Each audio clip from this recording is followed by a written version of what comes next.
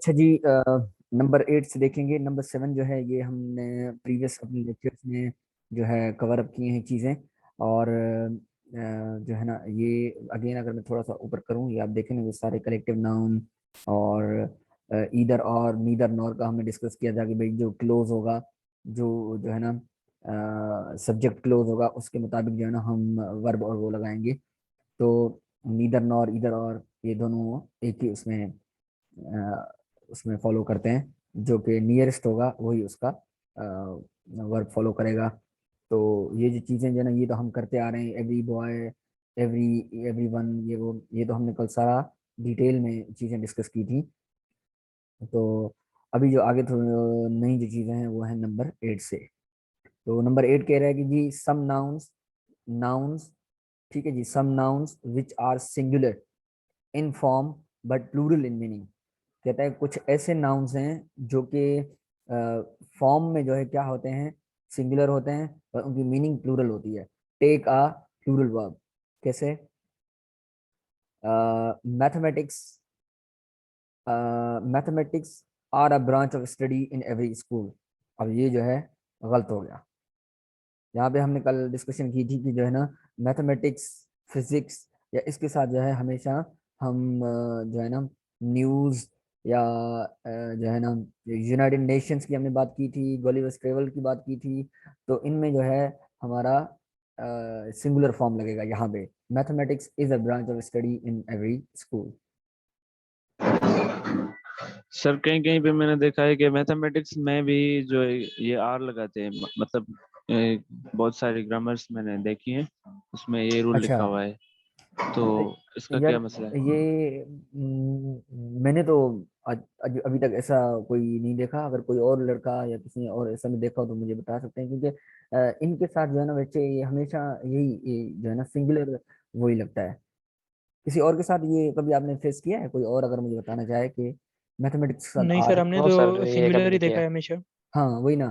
तो असल में अब कल भी ये बात हो रही थी कि जो है ना चीजें बहुत हैं पढ़ने के लिए। ठीक है, अभी आप ऐसे स्टेज में ना आप कहेंगे भाई ये भी पढ़ लूँ, रेन एंड मार्टिन पढ़ लूँ और वो बुक पढ़ लूँ। लेकिन अब आपको फैसला असल में ये करना है कि क्या नहीं पढ़ना। क्या पढ़ने के बजाय ये है कि कौन सी बुक नहीं पढ़नी। ठीक है, तो वो थोड़ा सा आप लोग देख लें कि जो है ना वो पुरानी बुक ना हो, थोड़ी सी अपडेटेड वर्जन हो, ताकि उसमें जो है ना आपको चीज़ें फुल ऑन क्लियर हों। क्योंकि क्लियर नहीं होगी ना, तो फिर ऐसे आपको कंफ्यूजन रहेगी कि यार इस बुक में तो ये लिखा हुआ था। तो एक्चुअल जो कॉन्सेप्ट है ना वो यही है कि फिजिक्स और मैथ्स के साथ, ये वर्ड्स के साथ जो है ना हमेशा सिमिलर लगता है। आप जो भी बुक उठा लें, ऑथेंटिक, अगेन मैं लफ्ज इस्तेमाल करूंगा ऑथेंटिक, तो उसमें बच्चे ये जो है ना हमेशा इजी लगेगा, सिंगुलर वर्ब लगता है। देखें अब अगला देखें। कहते हैं जी words that are joined to a singular subject by with, together with, in addition to। ठीक है, ये हमने कल भी डिस्कस किया था। टू, और, as well as, are parenthetical and therefore do not affect the number of word। देखें कैसे। the chief with all his men were massacred।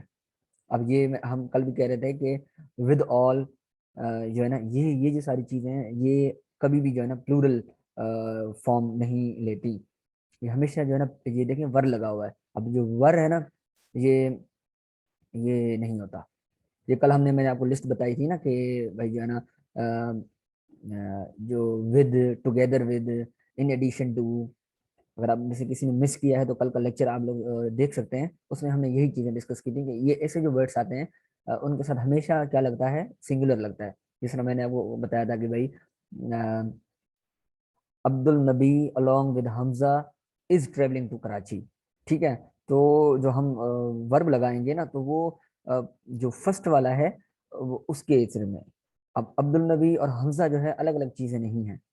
ठीक है, तो यहाँ पे भी यही चीज कह रहा है कि जो है ना अलोंग विद लगा हुआ है, या विद ऑल लगा हुआ है, विद लगा हुआ है, या आप ये देखिए ना सिंपल विद लगा हुआ है। तो इसका जो करेक्ट फॉर्म होगा वो वॉज होगा। ठीक है, ये वर जो है ये प्लूरल कभी भी जो है ना इस्तेमाल नहीं होता। तो ये कह रहा है, करेक्ट कह रहा है, the chief with all his men was massacred. अब यहाँ पे जो मेजर फोकस है that is all is on the chief. यहाँ पे जो मेन है, अब देखें मेन प्लूरल है, तो अभी आप ये समझेंगे कि भाई मेन है तो इसलिए हमने वर लगा दिया, तो वो वाला जो सीन है वो गलत होगा। ठीक है, ये जो इनके साथ जो है ना, ये चंद एक चीजें आप थोड़ा सा दिमाग में बिठा लीजिएगा। बस ये है कि अगर आप थोड़ी सी प्रैक्टिस ही कर लें तो बस रटा लगाने की कोई वैसे खास जरूरत नहीं है ऑनेस्ट, कि आप लोग याद रखें, क्योंकि याद रखने का ये होता है ना, चीजें फिर भूल जाती हैं याद रखने वाली। तो उसमें आपका अच्छा ये है कि आप प्रैक्टिस करें, जितनी आप प्रैक्टिस करेंगे ना, तो उसमें आपको ये एडवांटेज होगा कि आपको चीजें भूलने का जो है ना वो आंसर कम रहेगा। ठीक है जी। ये with all, with, together with, in addition to, इनके साथ जो है ना प्लूरल सिंगुलर लगता है। और एज वेल एज के साथ हमने जो है ना प्लूरल का कॉन्सेप्ट पढ़ा था कल, जिस तरह ही as well as his brother are travelling to Sukkur, वो और उसका भाई, यानी कि दो बंदे अब साथ हैं।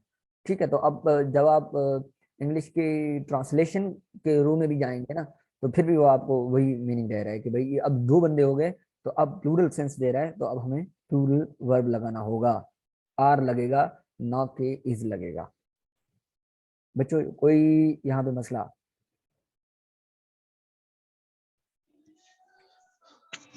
क्लियर है सर। अच्छा, शायद वो मेरे ख्याल में उन्हें,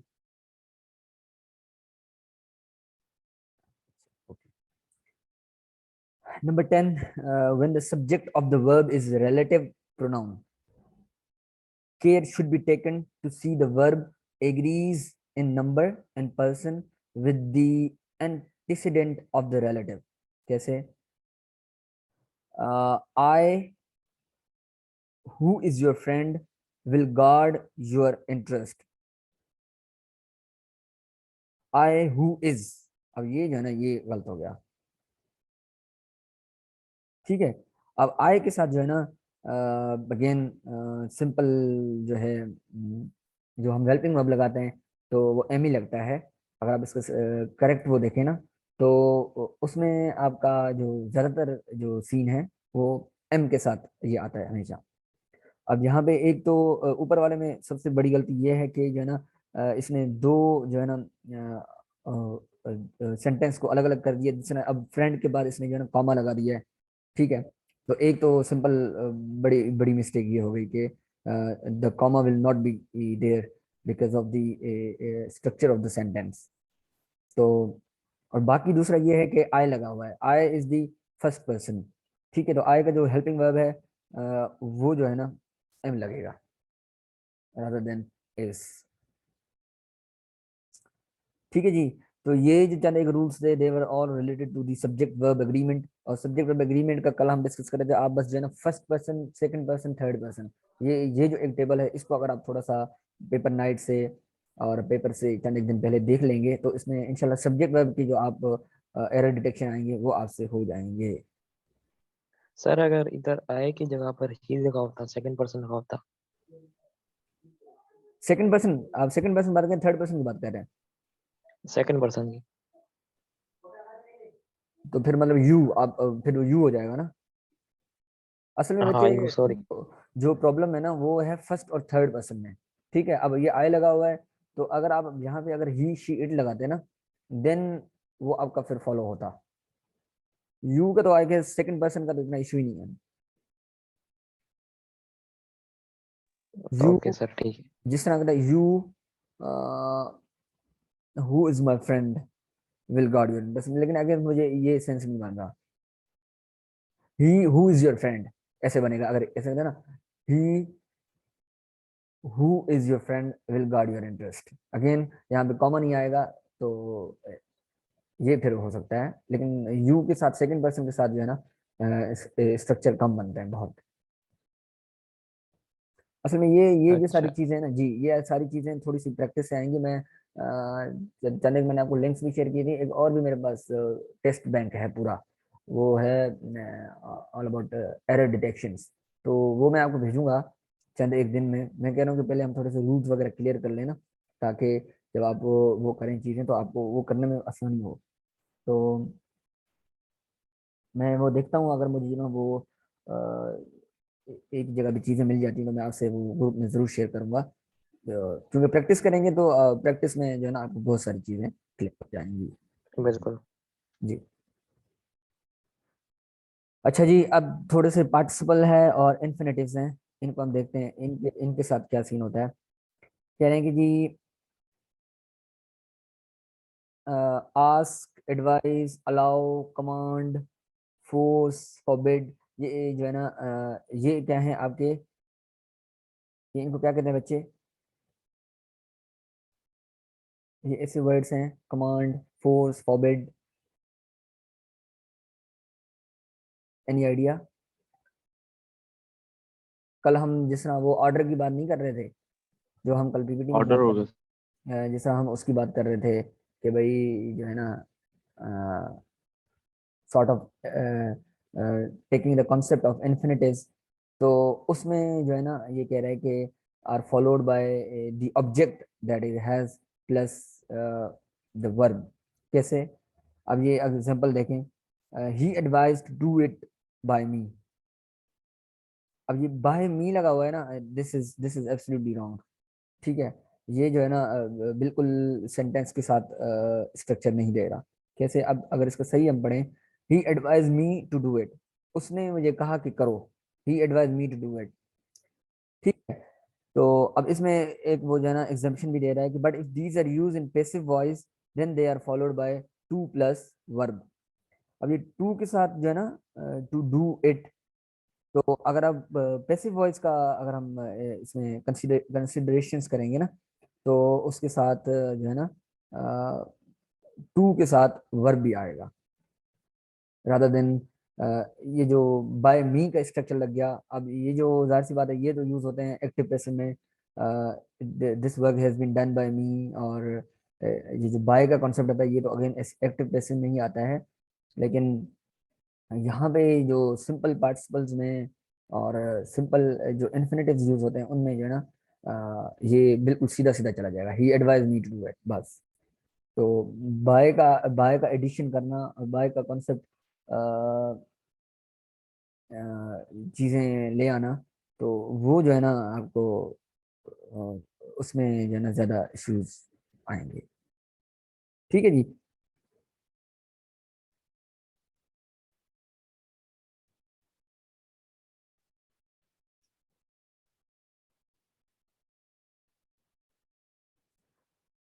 अच्छा जी, और कह रहा है कि नो का जो लफ्ज है, नो का जो सिंपल इन्फिनेटिव है, is followed by how, where, when, by and infinitive again. जिस तरह I know to write a letter. अब ये जो है ना ये बिल्कुल गलत हो गया, आई नो ये कोई सेंस नहीं दे रहा। ठीक है, this is just something sort of giving no any clues. I know how to write a letter, मुझे पता है कि लेटर कैसे लिखना है। ठीक है, तो नो का जो है I know where you want to go, I know how you will solve this, I know when you will arrive, I know why are you going there. ठीक है, तो जब नो का जो आएगा स्ट्रक्चर, तो उसके साथ जो है ना ये हमेशा ये वाले जो है ना फॉलो होंगे। ये सिंपल जो है ना बिल्कुल स्ट्रेट फॉरवर्ड नहीं जाएगा चीज, इसके साथ जो है ना हमेशा ये वाले इन्फिनेटिव्स लगेंगे, how, where, when and any infinitive that it carries out. आगे जी, after let, bid, behold are not to infinitive. अब ये देखें, ये वाला जो है ना अच्छा वैसे इन्फिनेटिव क्या होते हैं? सिंपल मुझे इन्फिनेटिव तो बताए ना बच्चे, एनीवन? इन्फिनेटिव्स क्या होते हैं? या हैं भी क्लास में? पता नहीं। नहीं नो सर, ये नहीं पता। सर बेयर फॉर्म या फर्स्ट फॉर्म शायद। नहीं पता सर। सर वर्ब की फॉर्म होती है टू में, लेकिन नाउन में कंसिडर होती है।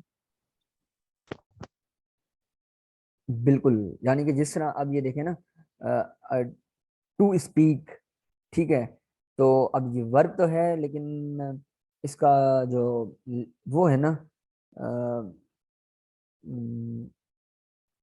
जिस तरह फंक्शन। हाँ, तो वो जो फॉलो होगा वो, जिस तरह अभी आप कह रहे थे कि टू के साथ वर्ब, ये इन्फिनेटिव हो गया,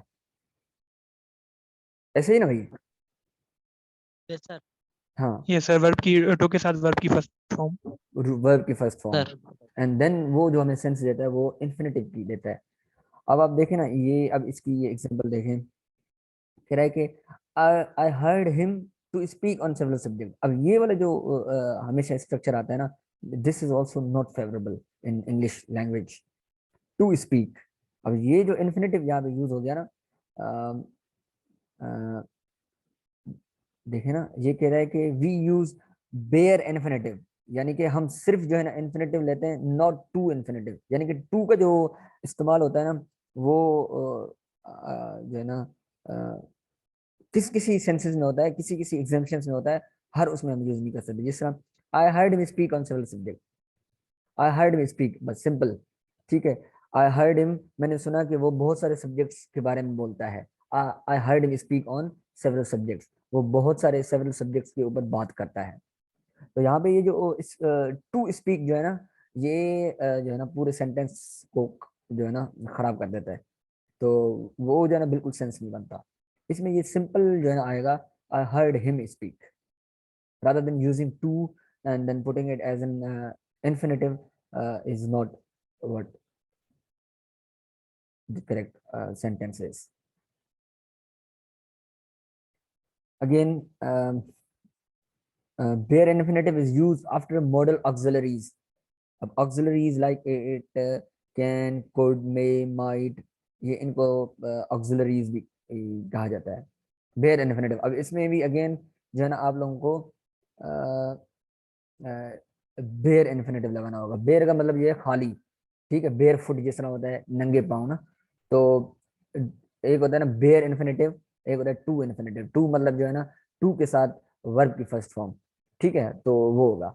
अब बेयर इन्फिनेटिव मतलब आपने टू नहीं लगाना, you only just need to go to write the first form of the verb. अब जिस तरह ये देखें, you need not to work, ठीक है, नॉट टू वर्क, अब ये सेंटेंस में गलत आ गया। अगेन यहाँ पे ये जिस तरह हम पिछले सेंटेंस में देख रहे थे, वर्ब के साथ इन्फिनेटिव टू का इस्तेमाल होना वो फेवरेबल नहीं है।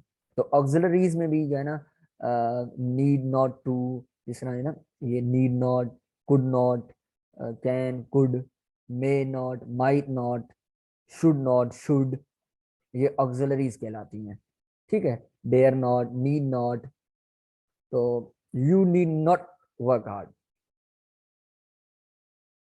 ठीक है। तो ये जो है ना सही होगा इसका structure, rather than adding the to and making it a mess of the things. आगे जी बढ़ेंगे, had better, had rather, had as soon as, like again use of similes sort of, had sooner are followed by bare and infinitive, यानी कि again the use of to infinitive is prohibited। जिस तरह he had better to go now, इसका simple होगा he had better go now and he better go now, तो he better go now। अगर हम ऐसे हम फॉलो करते हैं ना, ये तो अगेन इसकी जो है ना थर्ड फॉर्म फॉलो की गई है, यानी कि क्या यूज हुआ है, परफेक्ट हुआ है because of the past and the had, it has, तो हैड लगा हुआ है यहाँ पे वर्ब, तो ही बेटर गो नाउ। अगर ये इस तरह होता है ना सिंपल, ही बेटर गो नाउ, ठीक है, ही बेटर टू गो नाउ, ये जो है ना ये भी इस इंग्लिश के स्ट्रक्चर में काबिल कबूल नहीं है। कंजंक्शंस जो होते हैं, that are also followed by a bare infinitive rather than a to infinitive, जिस तरह he had better read them to write, he had better read them या read them, he had better read them to write. इसका सही होगा he had better read than write, यानी कि उसने पहले पढ़ा होता तभी वो अच्छा लिख पाता. he had better read than write, पहले मतलब वो पढ़ता फिर अच्छा लिखता. अब टू जो है ये भी जो है ना नहीं आएगा. एनीथिंग, कुछ पूछना चाहते हैं आप तो you are allowed to open your mic.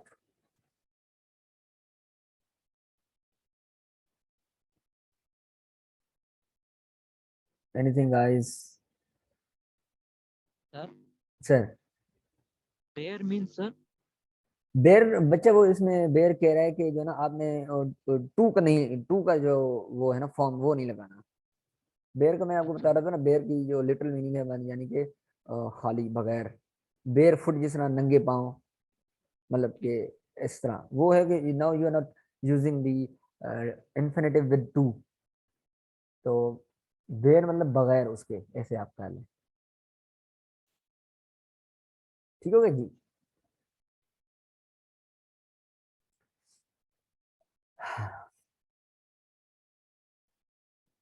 अच्छा जी, व्हेन बट इज यूज्ड, अब बट का कॉन्सेप्ट में बता रहा है as a preposition again and preceded by any form of the verb, लेकिन अगर आगे उसमें जो है ना कोई भी फॉर्म लगी हो, then but is followed with barefoot, bare infinitive. Again कह रहा है कि अगर बट लगा हो और उसके साथ जो है कोई भी फॉर्म ऑफ द वर्ब हो, जिस तरह यहाँ पे वेंडर है, ठीक है, vendor, vendor is like the first form of the verb.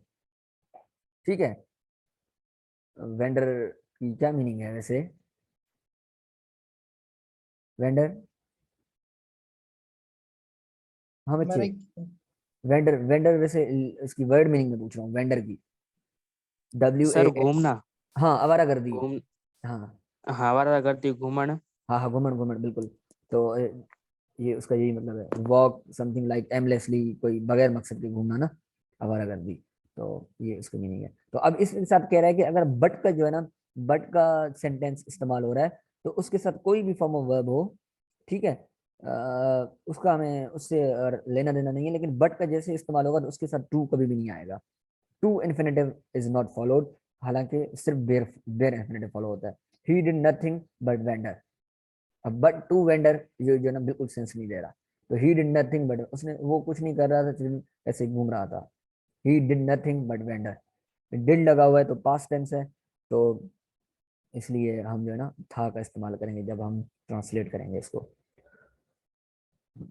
Every participle must have a subject of reference. ये किस तरह? Being a rainy day, Vijay decided to stay at home. अब इसको सही कह रहा है कि it being a rainy day. अब सब्जेक्ट ऑफ रेफरेंस जो है ना, ये इट लगाने की वजह से ना ये रेनी डे जो है ना रेफरेंस डे हमें बता रहा है कि भाई जो है ना विजय जो है ना घर में इसलिए रहा क्योंकि बाहर जो है ना बारिश हो रही थी.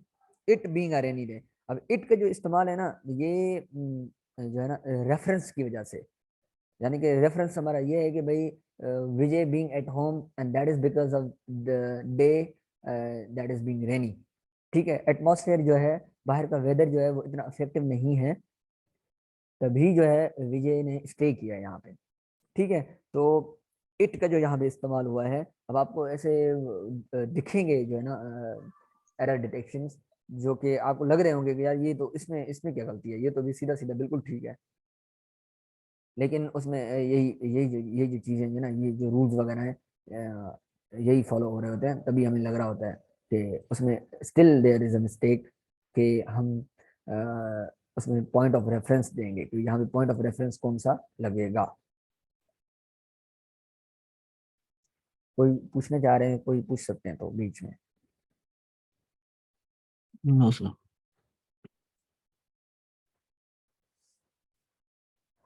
फॉर कंप्लीटेड एक्शन हैविंग, यानी कि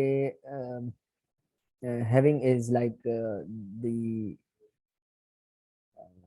क्या कहेंगे आप, ये पास्ट का वो यूज हुआ है, प्लस ये पास्ट परफेक्ट का जो है ना हेल्पिंग वर्ब यूज हुआ है।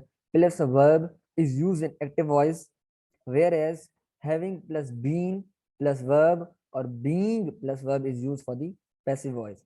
After should not be use in such sentence. कैसे? After the leader have been killed the followers ran away.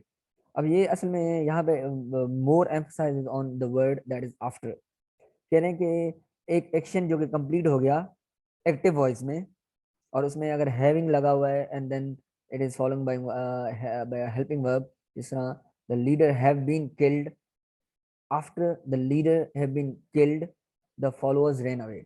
अगर इस तरह का सेंटेंस है उसमें ये आफ्टर का जो वो है ये यूज नहीं होता। यानी कि उसमें आपने सिंपल ये करना है, जब आप किसी को बता रहे हैं, जब आप उसको नरेट कर रहे हैं, पैसिव वॉइस कर रहे हैं, तो उसमें सिंपल यही होगा, the leader have been killed the followers ran away. ठीक है। अब इसकी मीनिंग जो है ना बिल्कुल सेम ही दे रहा है कि भाई जो है ना जैसे ही लीडर को जैसे ही लीडर मरा तो जो उसके फॉलोअर्स थे वो भाग खड़े हुए। The leader have been killed the followers ran away. अब ये जो आफ्टर का वो है ना, असल में ये है कि हम जो इंग्लिश बोलते हैं ना वो बोलते हैं जो हमारे दिमाग में होती है। ठीक है। हम ट्रांसलेट करके इंग्लिश लिखते हैं ना, तो असल में इंग्लिश का सबसे इशू बड़ा ये आता है कि जो है ना ट्रांसलेट करने वाली इंग्लिश नहीं लिखनी होती। इंग्लिश का एक अपना स्ट्रक्चर है, तो वो स्ट्रक्चर जो है ना फॉलो होगा, रादर देन जो है ना हम जो दिमाग में सोच रहे हैं वो उसको हम जब अगर फॉलो करके लिखेंगे ना तो वो जो है ना कभी भी सही नहीं होगा।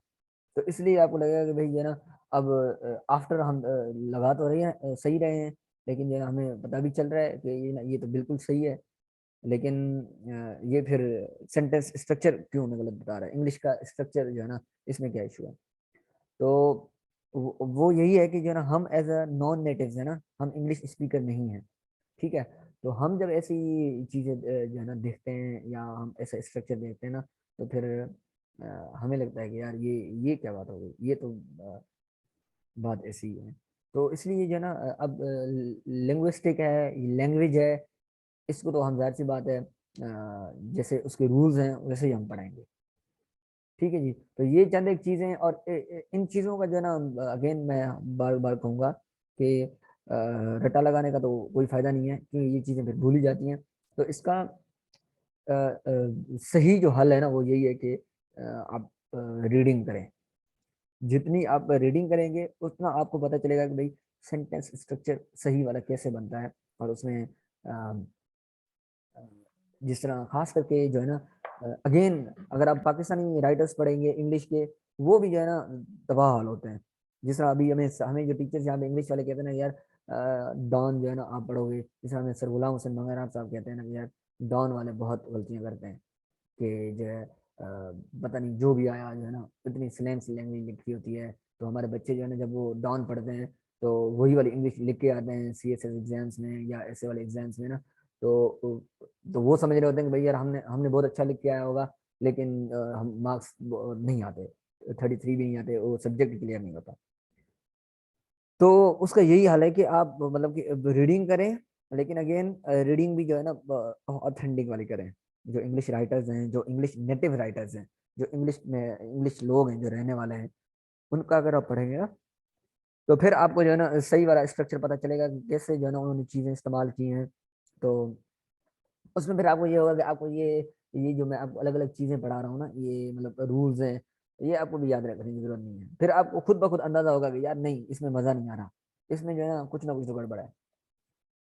तो ये चीज़ें अगेन आई वुड से, अभी तो हम खैर MCQ एग्जाम है, ये मैं बात कर रहा था कि इन पर्सपेक्टिव टू जब आप सब्जेक्टिव एग्जाम देंगे, जब आप ऐसे का एग्जाम देंगे कोई, अगर इंग्लिश ऐसे का, इंग्लिश फ्रेसीज का, इंग्लिश कंपोजिशन का, तो उसमें आपको जो सबसे बड़ा फायदा होगा वो रीडिंग से होगा।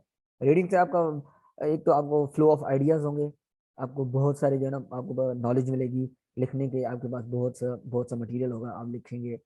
और दूसरा ये होगा कि आप सही लिखेंगे, स्ट्रक्चर आपका जो है ना अच्छा रहेगा। ठीक है जी। ठीक है जी, पता नहीं मैं, जी सर जी। हाँ जी सर। बिल्कुल। 20 देखेंगे, पार्टिसिपल्स लाइक कंसिडरिंग, ठीक है, judging, referring, concerning, regarding, viewing, broadly speaking. Do not take any subject of reference. इनको वैसे क्या कहते हैं, क्या कहते हैं इन्हें? Do I call it gerund? जी सर, जेरेंट है ये। जी बिल्कुल। तो ये जो है ना वर्ब के साथ आईएनजी लगता है, तो they just turn it to noun and they give the sense of gerund. तो वो कह रहे हैं कि ये जो इनके साथ जो है ना अब ये जो ब्रॉडली है, ये ब्रॉडली इज एडवर्ब, ठीक है, ये ख्याल रखिएगा प्लीज। तो इनके साथ कह रहे हैं कि they don't take any of the subject of reference. जिस तरह हम इट लगा रहे थे ना यहाँ पे 18वें वाले में, तो इनके साथ कोई भी जो है ना रेफरेंस वाला नहीं लगता। जिस तरह considering the case I took the decision, case को मद्देनजर रखते हुए मैंने अपना फैसला लिया। Considering the case I took the decision, मतलब फैसला लिया is because of the past form that it has taken, I took the decision, ठीक है। Here I is not a subject of reference of considering, ठीक है। ये जो I है ना, ये इसका considering का जो है ना रेफरेंस नहीं है। So there is no subject of reference for considering, still the sentence is correct।